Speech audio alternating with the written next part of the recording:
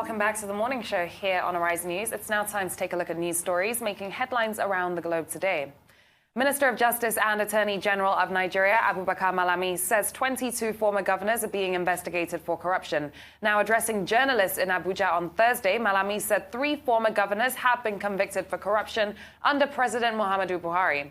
The former governors are Joshua Dare of Plateau State, Jolly Nyame of Taraba State and Orji Kalu of Abia State. Now, according to Malami, the EFCC has convicted 1,636 people for corruption-related offences from 2015 to September 2019. Now, the minister also said the anti-graft war is devoid of any sentiments and not targeted to any particular persons or group, as is often insinuated. So 22 ex-governors are currently being investigated for corruption. Doctor?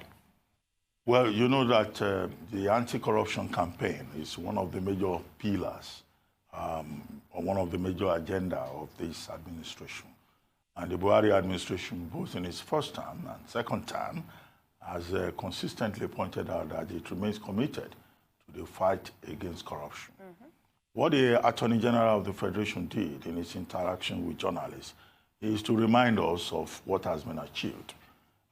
3 governors already convicted, according to him, and that is true. Jolly Nyame, Joshua Dare, and most recently, Orji Kalu. Yes. Yeah, not every one of those cases was initiated by the Buhari administration. But what the Attorney General is reminding us of is that the Buhari administration has shown great determination, you know, maybe perhaps previously unseen, in their view, to make sure that these convictions are recorded. So it's a question of, okay, campaign promise and delivering on the campaign promise.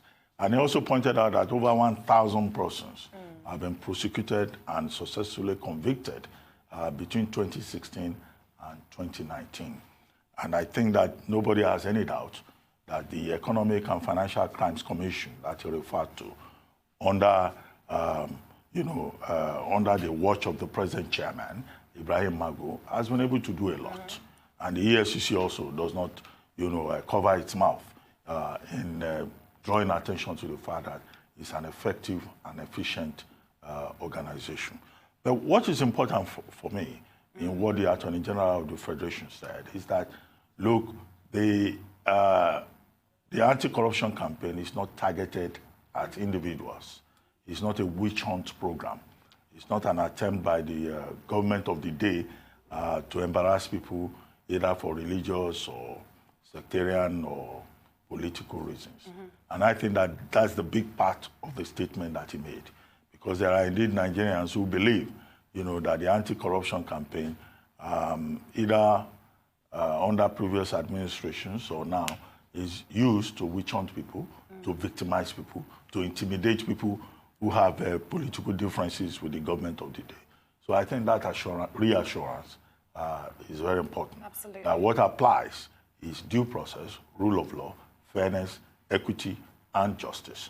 And I think that that's the big takeaway that the government itself must continue to prove to the Nigerian people. Absolutely. Yes. That's what I was going to say, to not just say, but also to prove to the Nigerian people. On to our next headline. The 36 states of Nigeria on Thursday distanced themselves from the request by the federal government to the National Assembly to borrow $29.96 billion. Now, the governors of the 36 states under the Nigerian Governors Forum, said in Abuja that since it was the federal government and not the federation that wanted to borrow the fund, the repayment would not affect their shares of revenue from the federation account. Now, already the total public debt of the states and the Federal Capital Territory as of March 31st, 2019, according to the Debt Management Office, was at $17.219 billion. Now, a breakdown of this showed that while the total external debt for the states and the FCT in the period under review stood at $4.275 billion, their total domestic debt was $12.944 billion. So now we can see states distancing themselves from this federal government loan. Doctor? Well, I mean, the federal government never at any time said that, the states are involved in the plan to borrow $29.96 billion. Yeah. But the question was posed to the governor of Ekiti State, Kade Fayemi, who is also the chairman of the Governors Forum. Yeah. And he needed to respond to the question. So he immediately distanced the Governors Forum from the plan to borrow that amount. So, but that shouldn't be an issue because the federal government itself and the Senate, before which the proposal was presented, had made it clear that, look, the federal government wants to use the money for infrastructure, specifically rail and power projects, going forward. Although you may query the dates because the date says 2016 to, is it 2020? Whereas that time has already lapsed and they've not tried to vary the date in representing it to the National Assembly for approval. But again, the governors, they issued a statement, a communique after their meeting. And it's very obvious from that communique that they're dealing with other issues relating to, education, healthcare, what they call the CR2 agreement, the relationship of the states with the Office of the Auditor General of the Federation. All of those issues are listed. But of course, it's not enough to just issue a communique. You have to interact with the press.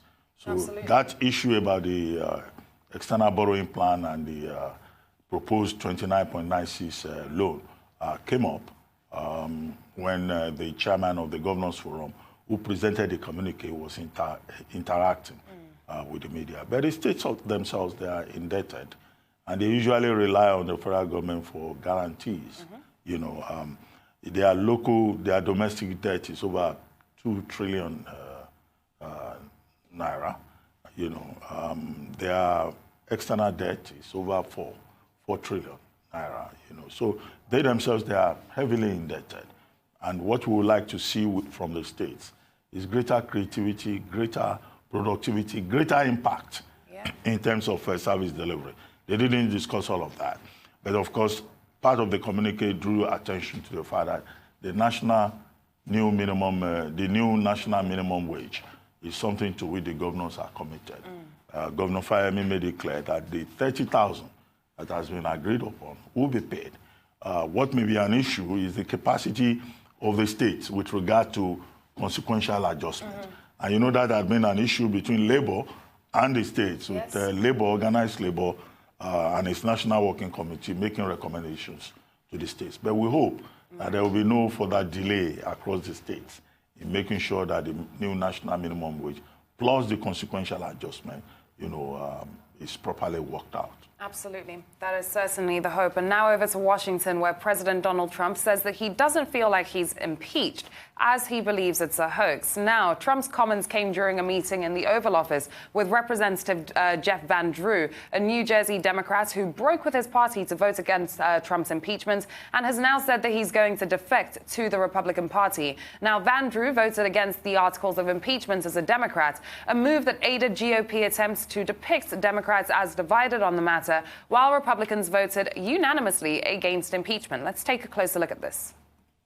Well, I don't feel like I'm being impeached because it's a hoax. It's a setup. It's a horrible thing they did. They happened to have a small majority, and they took that small majority, and they forced people. And, they said, I watched Pelosi out there saying, no, we don't want to talk to anybody. They put the arm on everybody. They tried to get them to do what they had to do. Many of those people were like Jeff, where they didn't want to vote that way. But it doesn't feel like impeachment. Now I understand they're playing games. They don't want to put in their articles, their ridiculous, phony, fraudulent articles. And I think they're not allowed to do that. Here it's unconstitutional and a lot of other things, but they don't want to put them in because... So he has stated that he doesn't feel like he's being impeached. It's a hoax, and in his words, it's a horrible thing that they did. As partisan as this vote was, as partisan as this impeachment process was, as we said yesterday, there still was that one Democrat who voted against the impeachment articles and has now defected over to the Republican Party as well. Doctor? Well, one, I think the president has just been delusional. What happened in the House of Representatives was a legal constitutional process. Thank you. And he stands impeached. And he stands in the record books as the third American president to have been impeached. So he describing it as a witch hunt, as a hoax, as whatever. is just completely beside the point. What is before the American people now is that the case will go to trial at the Senate. And then, of course, we know that it may not be removed, given the fact that politics is a game of numbers. Exactly. But a quick comment on Congressman Jeff Van Drew, who represents constituency 02 from New Jersey.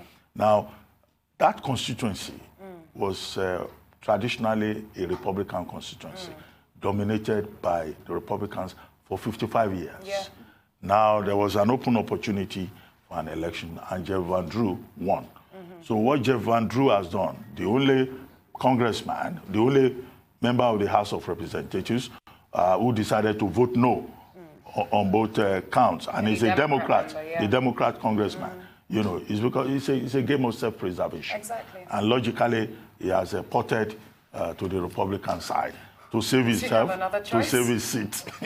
So it's all about self-interest with regard to him. So they may be using him as a poster boy for division, but really, it doesn't make any difference. Absolutely. Let's take a short break on that note, and when we're back, we'll continue with the news headlines. Stay with us.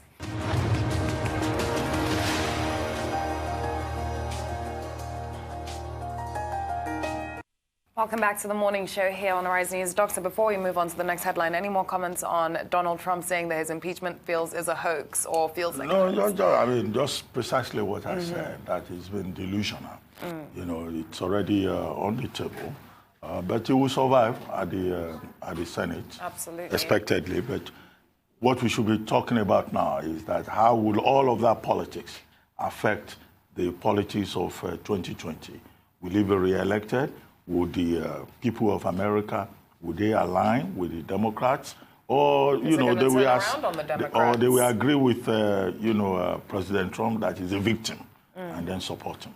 But that is something we'll see in the days to come. That's something we'll see in the days to come. Now, Britain's freshly elected parliament are expected to move past years of partisan wrangling and initially approve Prime Minister Boris Johnson's divorce deal with the European Union. The House of Commons will help Johnson meet his winning campaign promise to, in quotes, get Brexit done at any cost on January 31st. But it will also push London and Brussels closer to another cliff edge that might disrupt decades of unfettered trade at the end of 2020. Now, last week's polls put Johnson's Conservatives in control of Parliament and dispelled doubts over whether Britain was to become the first nation to leave the EU. A final vote on Johnson's separation terms will come when MPs return from their Christmas break early next month. Doctor. Yeah, I saw we're still showing John Bercow as the Speaker of the House of Commons. I think that's an error there. Yes. Yeah, but in any case, yesterday the Queen declared Parliament open, and the Queen gave her speech. Yes. One of the issues she mentioned in the about 40 items in her speech, which I said, of course, is written by government, in setting the agenda for the Boris Johnson administration for the next 5 years, is the EU withdrawal agreement bill, which was considered in October. But in October, of course, there was gridlock. The government wanted the bill to be considered within a deadline of 3 days, and that didn't happen. Boris Johnson called a snap election. The election has been concluded. Now, it's the first item on the agenda that the government has placed before the House of Commons. We do not expect any rancor or any further delay. And Prime Minister Johnson is talking about leveling up access and opportunity to prosperity, getting Brexit done, boosting NHS funding. But first, the uncertainty around the Brexit has to be cleared. Today, the House of Commons will vote on basic principles of the bill. That shouldn't be a problem. The Conservatives already have an 80-man majority in the House of Commons, so it should go smoothly. And then later it will be considered on January 6th, 7th, 8th, and 9th, the first working period in January. So it looks certain that Britain will be able to get this done and meet the deadline of January 31st. I said Britain, the United Kingdom. I beg your pardon. But, let's see what happens. What is going for second reading today is slightly different from what was presented in October. Some, minor adjustments here and there, particularly with the period of the of extension. But we'll see how the debate shapes up. But, Prime Minister Johnson is certainly in a very comfortable place. And that's why he's been speaking with greater confidence. A bit too comfortable. Anyway, Aaron Akerijola joins us now to talk about some sports. Hey, Aaron, how are you doing? Leila, good morning. How are you? Hello, Aaron. Good to see you. It's good to see you today. Good morning. It's Friday. Thank God it's Friday. And let's start it off from one man under serious fire at the moment.